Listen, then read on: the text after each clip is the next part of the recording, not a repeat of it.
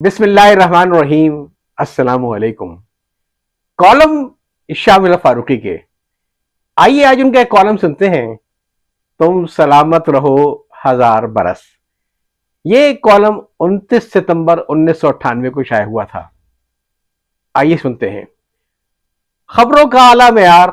اداریوں اور کالموں کے ذریعے بے لاگ آرا کا اظہار امت کا طرز امتیاز رہا ہے۔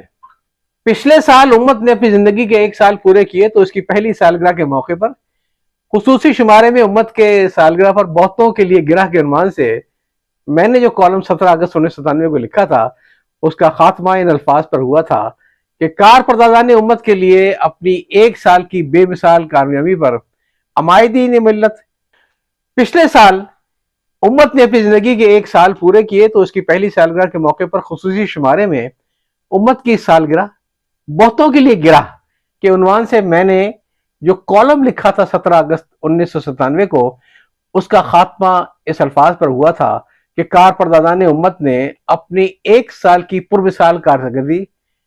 عمائدین امت یا عمائدین ملت کے سامنے اس دعا کے ساتھ پیش کر دی ہے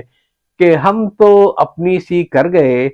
اور اگلے سال، اس کے اگلے سال اور ایسے بہت سے ماہ و سال کی مدت میں کریں گے اور کرتے رہیں گے۔ اب آپ بھی کچھ کر کے دکھائیے۔ یوں امت کی سالگرہ کے موقع پر ہم واقعی صحیح عمائدین امت کے لیے غالب کی زبان میں بس یہی دعا کر سکتے ہیں کہ تم سلامت رہو ہزار برس۔ ہر برس کے ہو دن 50,000۔ ابھی 50,000 دنوں والے برس گزرنے کے لیے تو بہت دن پڑے ہیں، لیکن امت کی زندگی کے 2 برسوں ہی کی کارکردگی کسی طویل سے طویل مدت کی کارکردگی کے مقابلے میں پیش کی جا سکتی ہے۔ خبروں کا اعلیٰ معیار، کالموں کے ذریعے بے لاگ آرا کا اظہار، یہ تو پہلے دن سے امت کا طرز امتیاز رہا ہے۔ اس میں روز بروز اضافہ ہی ہوتا گیا ہے، لیکن گزشتہ برس کے دوران امت نے کئی اور سنگھائے میل عبور کیے جو محدود وسائل والے کسی اخبار کے لیے واقعی قابل فخر ہیں۔ ہفتے کے مختلف دنوں میں 2 صفوں کا اضافہ کر کے اپنے قارئین کو اضافی مواد پیش کرنے کا جو سلسلہ امت نے شروع کیا ہے، اس کی تعریف نہ کرنا ظلم ہوگا۔ کسی دن تاریخ اسلام سے چشم کشا واقعات کا انتخاب، کسی غیر مسلم کے اسلام قبول کرنے کے اسباب، کسی دن کھیل، آرٹ وغیرہ کی گراں قدر معلومات سے بھرا ہوا صفحہ، اور کسی دن علم و ادب کے بحر زخار میں خود نشانوری کر کے اپنے قارئین کو پیراکی کی دعوت دینا، یہ سب وہ چیزیں ہیں جو امت کی خصوصیات بن چلی ہیں۔ امت نے اپنی اس خصوصیت کو بھی قائم رکھا ہے کہ جہاں کوئی بدعنوانی نظر آئی تو پہلے دن سے اس کی نشاندہی کی، اور پھر اس حد تک تعاقب کیا کہ بدعنوانی کا مرتکب چیخ اٹھا۔ ایسی بدعنوانی کو مٹانے میں کبھی تو امت کو نمایاں کامیابی ہو جاتی ہے، اور کبھی ایسا معلوم ہوتا ہے جیسے کسی کے کان پر جوں بھی نہیں رہیں گی۔ لیکن یہ ساری باتیں غیرت مندی کی ہیں، یعنی جو جتنا غیرت مند ہوتا ہے اس پر اثر بھی اتنا زیادہ جلد ہوتا ہے۔ جو لوگ جس نے اتاری لوئی اس کا کیا کرے گا کوئی کے اصول پر عمل کرتے ہیں، یعنی وہ جن کے گھروں سے غیرت و حمیت جا چکی ہے، وہ ایسی باتوں کو خاطر میں نہیں لاتے ہیں۔ بہرحال امت کو تو اپنا فرض پورا کرنا تھا۔ میں نے امت کی پہلی سالگرہ والے اپنے تہنیتی مضمون میں مشہور ربائی کا حوالہ دیا تھا، جس میں کہا گیا تھا کہ جب دنیا میں تم کوئی بڑا کام کرو تو ہر سانس کو عمر جاویدانی سمجھو۔ امت والے خود عمل اس اصول پر کر رہے ہیں، وہ اپنی ہر سانس کو عمر جاویدانی کی حیثیت دیتے ہیں، اپنا کام اس انداز میں کرتے جا رہے ہیں کہ نہ ستائش کی تمنا نہ صلے کی پرواہ۔ امت کا جو پچھلا سال گزرا ہے وہ اندرونی اور بیرونی لحاظ سے پاکستان سے سیاسی، معاشی اور معاشرتی زندگی میں بڑا عجیب سال رہا ہے۔